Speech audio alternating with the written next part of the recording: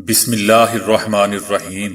السلام علیکم دوستو، دنیا بھر کی خبروں میں آج آپ سنیں گے، لیکن اس سے پہلے اگر ہو سکے تو سبسکرائب اور لائک ضرور کر لیں، شکریہ۔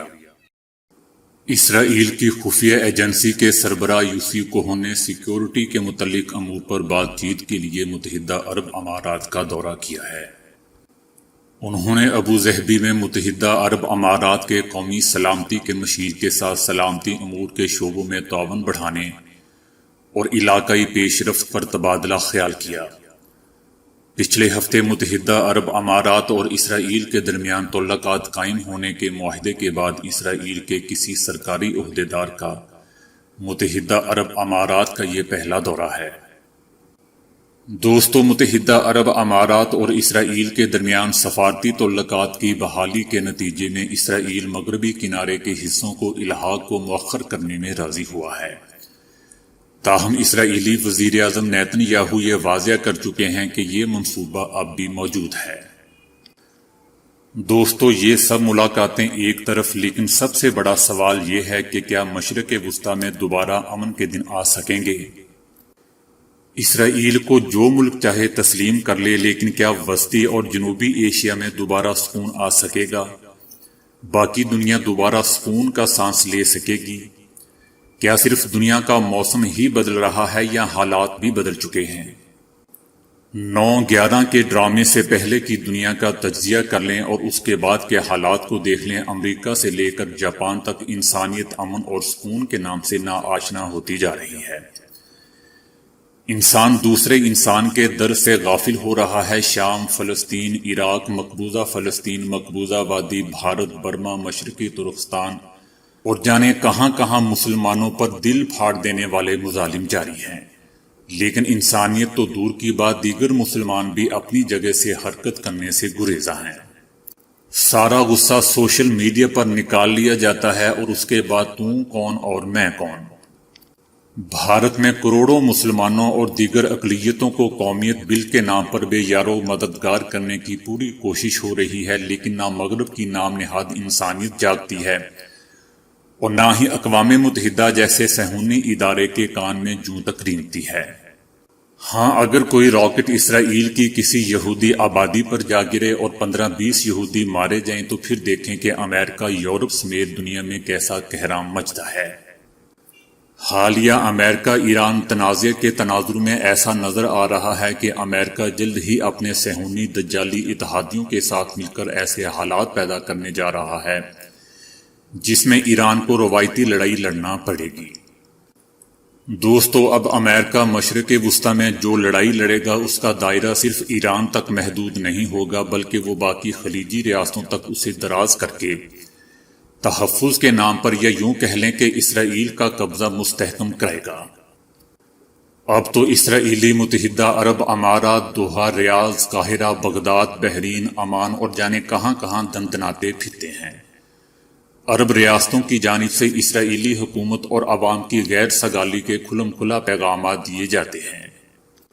افسوس اس بات کا ہے کہ عرب حکومتیں اب یہ کہہ رہی ہیں کہ مشرق وسطیٰ میں جس طرح عربوں کا حق ہے، اسی طرح یہود کا بھی حق بنتا ہے۔ نعوذ باللہ۔ اس عوامل کے تناظر میں صاف نظر آ رہا ہے کہ عرب تو اپنے دفاع کے اب قابل نہیں رہے اور وہ گھڑی اب باقی عربوں کے سر پر بھی آن کھڑی ہوئی ہے۔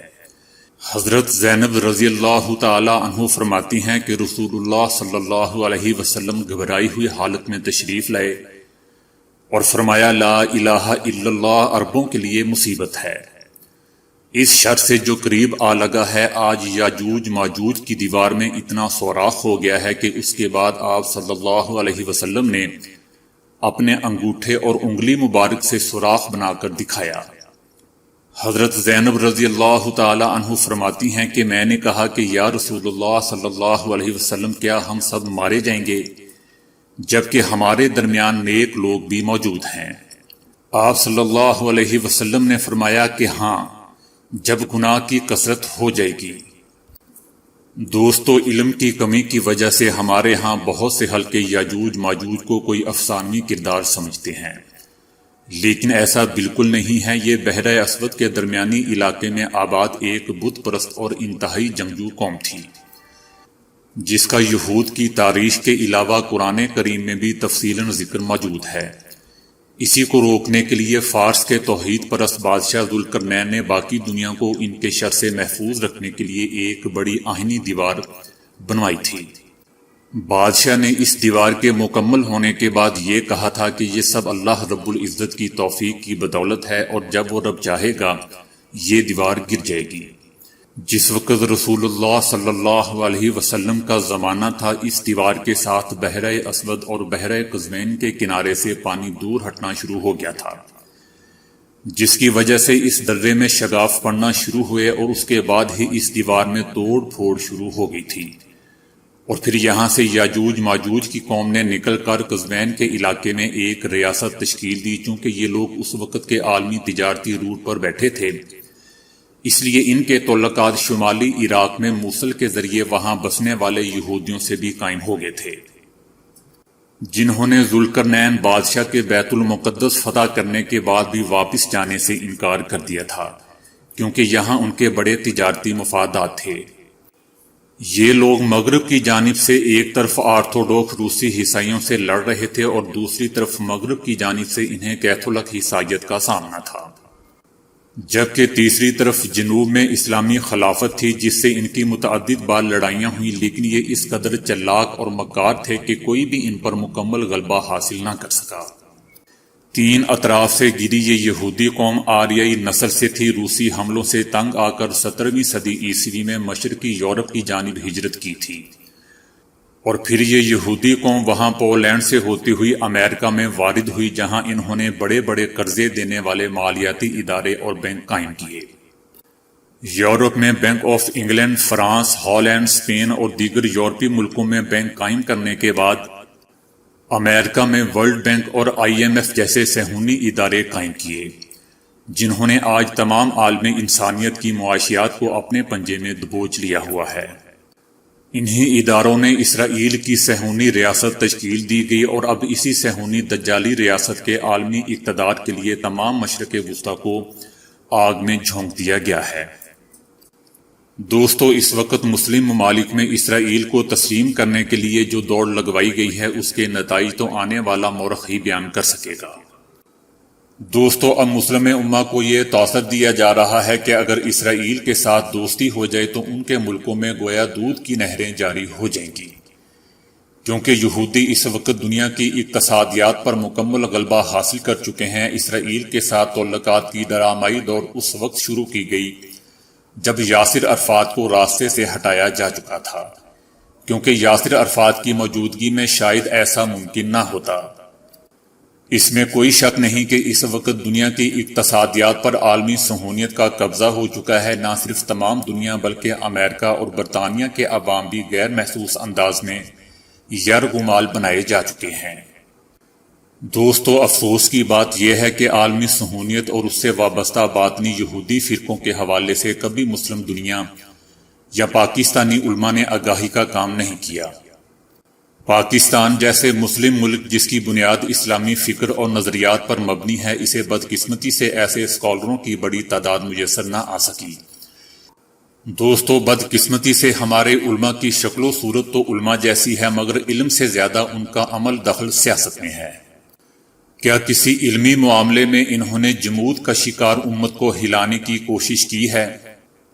اسلام سے زیادہ اسلام آباد سے محبت کرنے والے ان علماء کی ہی لا علمیہ ہیں کہ آج اسرائیل جیسا ناجائز وجود اپنے آپ کو منوانے کی بہترین پوزیشن میں آ چکا ہے۔ امریکہ جیسا اسرائیلی پشتی بان مسلم ممالک کو ڈرا دھمکا کر ایسے مقام پر لے آتا ہے کہ یہ ممالک اسرائیل سے تعلقات میں ہی عافیت محسوس کرنے لگتے ہیں۔ حالانکہ ان سب مسلم ممالک کو سوچنا چاہیے کہ مصر اور ترکی جو سال ہاں سال سے اسرائیل کے ساتھ سفارتی تعلقات میں منسلک ہیں، ان کی اقتصادی حالت بہتر ہونے کی بجائے پہلے سے زیادہ خراب ہوتی جا رہی ہے۔